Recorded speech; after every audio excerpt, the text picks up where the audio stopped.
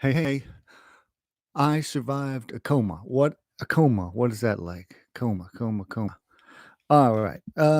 Yes, I was in a coma. I'm doing much better now. Yes, I was in a coma for probably 35 days. 35 days. This was in 2016, 2015 area. As you can see, I still have my stoma. This is the stoma. And oh, is it? You can see the scar. Sorry. All right. Anyway, so I was in a coma, and what's that like? A lot of people ask. Well, edge at the very end, I spent a lot of time almost near death or almost near life. And what's it like to be in a coma? Hmm. Whew. I dreamed the whole time. So here's my story. I had a blood clot. I didn't know what it was, but now I know. And if you have trouble and there's lots of pain, you should say, "Oh, I think it's a blood clot." If you think it's a blood clot, go immediately to the hospital. I was told had I waited 2 more hours, I would have bled out and died. I didn't know what it was. I've had two kidney stone incidents, one with multiple stones. So I know pain, but this was far worse. It was, for me, every time it meant pain, I vomit disease. But after all my coma stuff, they still didn't clarify what the cause was. And it doesn't really matter because whatever the cause is, when you get into a coma, you have no control over it. Um, for me, it was the doctors induced the coma because they had to do so many surgeries and there was so much bleeding. So I went in. I don't even know what day of the week it was. It was definitely 2 a.m., 2:30. We went, and this was in California, and there was no one in the emergency room, El Camino Hospital, luckily. But I literally crawled in, and I was like, "Help me, help me, help me!" And they walked over, and I thought they were gonna help me. No, they put like they they put the paperwork like on. It's kind of strange. But then they realized, I guess, they asked me questions and I was stupid. They said, "What's the cause?" And I said, "I don't know. I ate some bad watermelon today. I don't know." But no. All right. So you go, you have intense pain, say you think it's a blood clot, and they'll wake up. They act totally different. Once somebody thought, "Oh, maybe it's a blood clot," then the real people came down. They lifted me off the floor. But I was asking for pain. I said, "It's so much pain. Can you give me the pain meds?" They said, "No, we have to do the CT scan first." So they won't give you the pain meds until they see what the deal is. So, and I'm big, so it was hard to put me into the CT scanner or whatever kind of scanner it was. So they put me in, you put me in the scan. They find out, oh, there's a blood clot.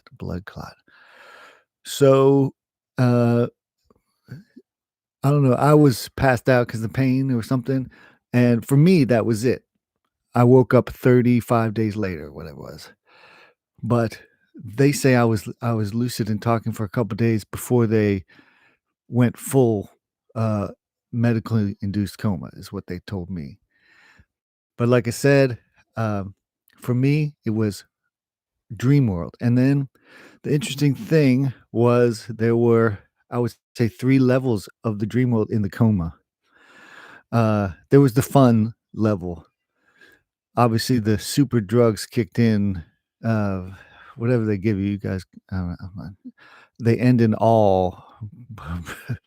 A fentanyl, I know is one, but Barbasol, I don't know. But they end in all, they're serious. They had 6 machines keeping me alive and all this stuff. So, my coma experience.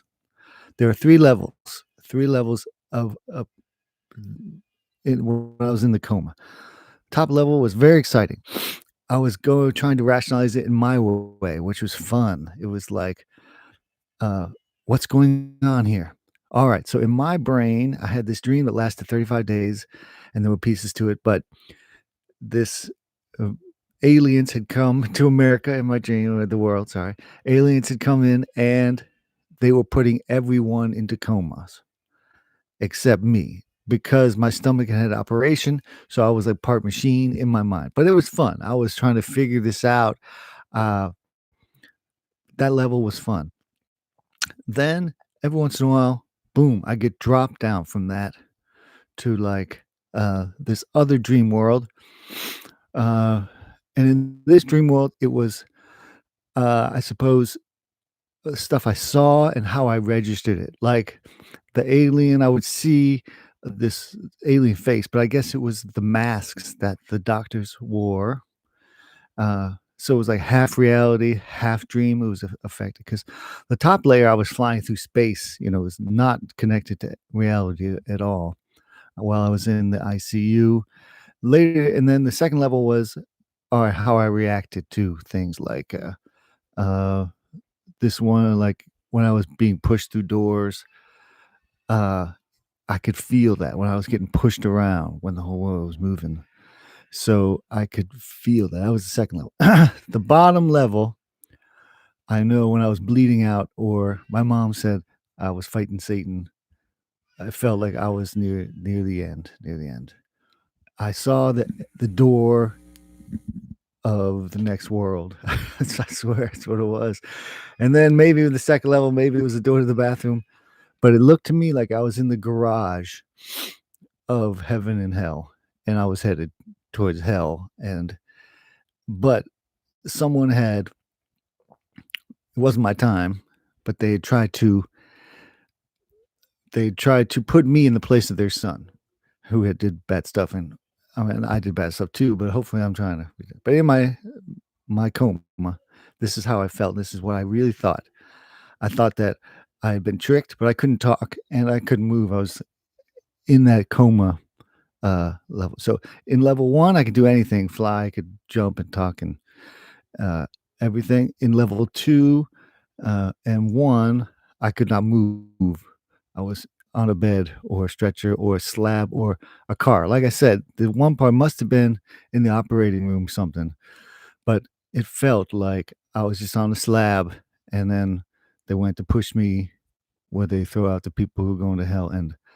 But I just got caught at the last second. They said, "Oh, this is not the guy." And the woman came clean. And she said, "Oh, I'm so sorry. My son, he's good at heart, but he did bad stuff, and I wanted you to take his place." And um, also, she was speaking Spanish. So later, it might have been the lady cleaning the room because she spoke Spanish as well. I don't know what the real situation was, but it really felt like that to me. And for me, garages, because I grew up around garages, very abusive people, and but I had some traumatic things, but some good things too. But anyway, I was on the roof of a car. That's where they put you, man. I was in the garage to hell. And like the door would open, I would see the fiery stuff like a distance away. But then I got pulled away from there, and I went back up to level 2. A couple times though, when I guess they said I was bleeding out because in reality, like 5 times they had to do emergency operations. I had a reaction to heparin, whatever that is, and I just kept bleeding out.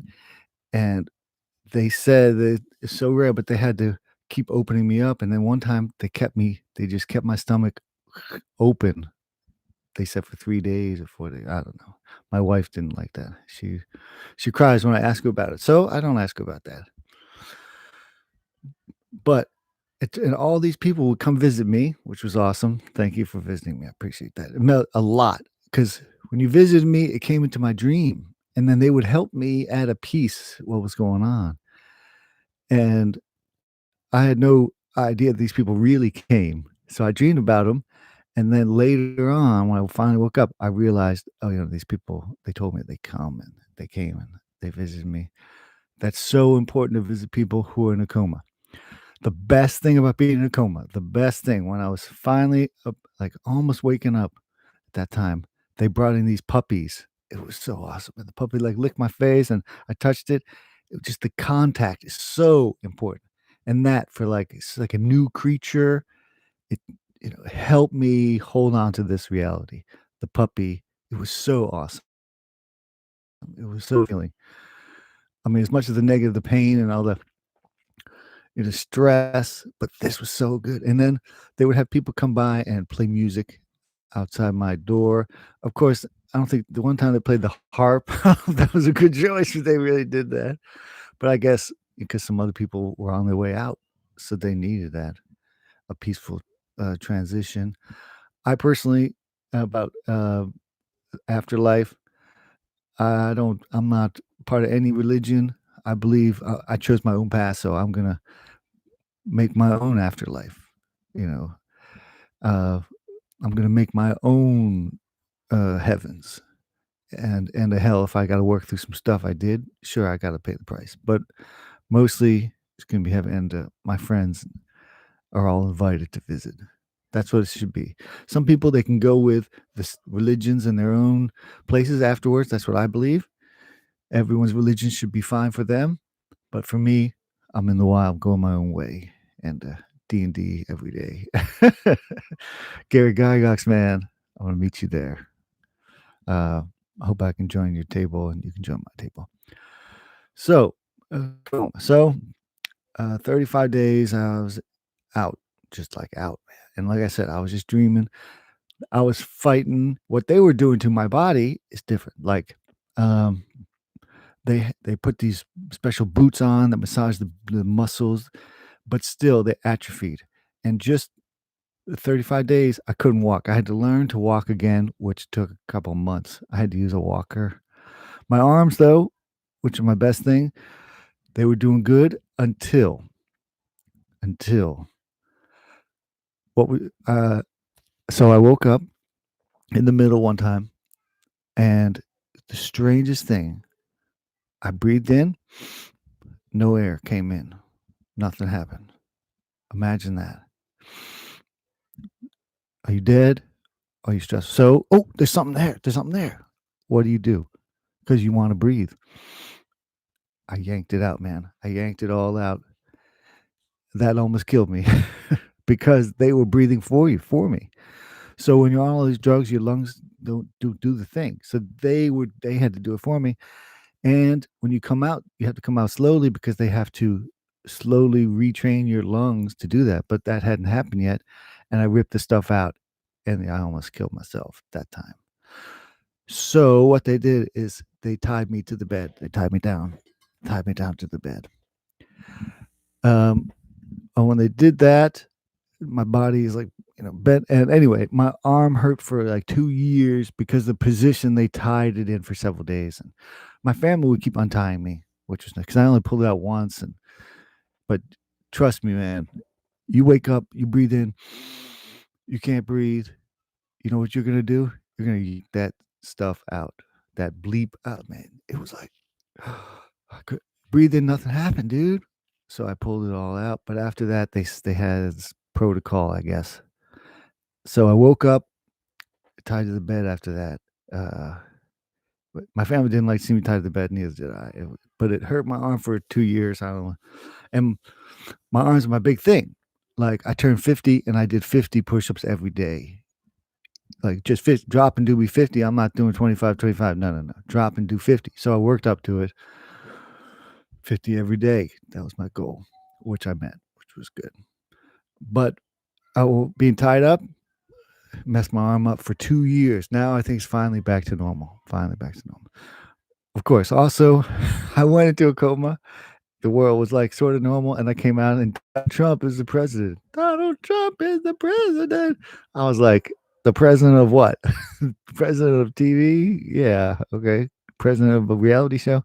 No, president of the United States. Oh, that's crazy. But am I still in the coma? I can wonder sometimes, maybe, because it's so crazy. The stuff going on in this world is bonkers. All right. So if your family member is in a coma, definitely, like I said, bring a pet, even bring a stuffed toy. Most important thing, definitely you need to play sweet music. Lucky my wife would come hold my hand and sing to me. But now we have all these smartphones. Definitely play soft, cool, nice music that you enjoy. Also, I love ambient waves. Oh man, every night I listen to them now. Play waves for the person in the coma. Play nature sounds, nature sounds. If they're coming in, they're coming out, they're gonna want these nature sounds, bird sounds. Get the YouTube, man. YouTube. YouTube, you save people's lives, YouTube. Thank you, YouTube. Because of that, I gotta say, I'm a fan for life for YouTube. Just the nature sounds, it really helps so much. If you come out and it's like metallic and stuff, this is not good. It's not good. Keep you set the atmosphere for your family. Luckily, I have my own room, especially the ICU. Hopefully, it's always the own room. But then, even when I went out of the ICU after I woke up, which was the worst week of my life, once I woke up, I mean, the other times was worse to my family. But when I woke up in the bed and I couldn't move, and this thing is still breathing for me, uh, that was bad. That was bad. Uh, I s- waking up is that was hard. That was hard. And literally, they woke me up. But luckily, my mom and my wife were there. And uh, uh, when I woke up, it was hard. Uh, I didn't really, I thought it was like 3 days. I was like, whoa, those are bad 3 days, but I'm better now. And they were like, no, no, no. It was 35 days. I was like, you're joking, right? Yeah. And then I couldn't move my leg. The muscle just went back, right back. And everything else was weak. So, and muscle memory is so important, and gravity. These two things people don't understand enough. Study muscle memory and gravity if you want to learn about gods and all that stuff. I think these two elements are really important, especially if you're in a coma. So definitely, definitely get people's pets in there. I don't care what the rules say, man. Come on. I'm telling you from the person's point of view. And thank you to all those nurses, lots of nurses. One was mean, but I think she was trying to help me out. So when I woke up, like all this pain, all this weird stuff, the weirdest thing was how dry the hole in my neck was because it was still open at the time. The worst pain, like, my stomach hurt a little bit and my arm, oh, it hurt a little bit, but the dry hole in my neck screamed with pain all the time. And I was like, give me water, give me water. They said, no, if you drink water, you'll drown to death. I was like, oh no, that sucks. But they can give you water chips, but you can only have like 10 per hour. Let's say whatever it is. Um, I know, I've never been addicted, luckily, to heavy drugs, no needle drugs or nothing. But I was addicted to those ice chips. And it helps me understand people's addictions a lot more, because I needed it. I needed those ice chips, even though the rules are you can only have 10 per hour and you might die.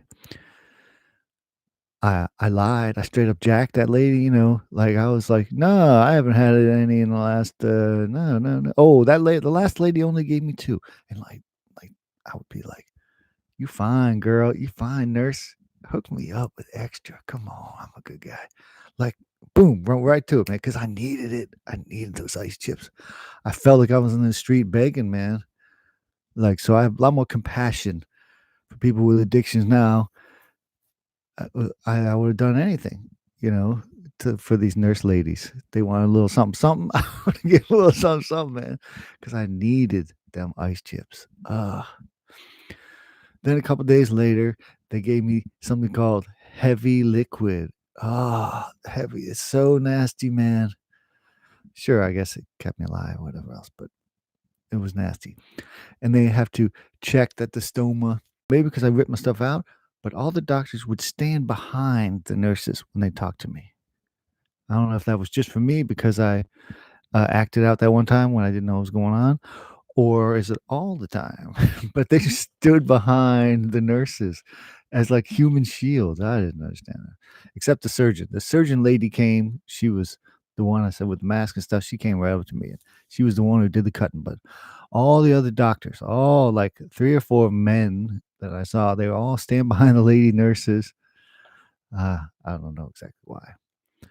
But I woke up and, uh, when I woke up, I said, "I'm out. I gotta get out of here." And they wanted me to go to rehab, not drug rehab, but just physical rehab. But I did not want to be around sick people. For me, that's not how I get better. In the room next to me, this guy kept yelling, screaming, carrying on like days and days. Not good, not good. So every time a nurse would come in, she would leave the door open and she would leave. I would say, "Please close the door. Please close it," because the guy next was yelling and screaming, and you know, until he stopped.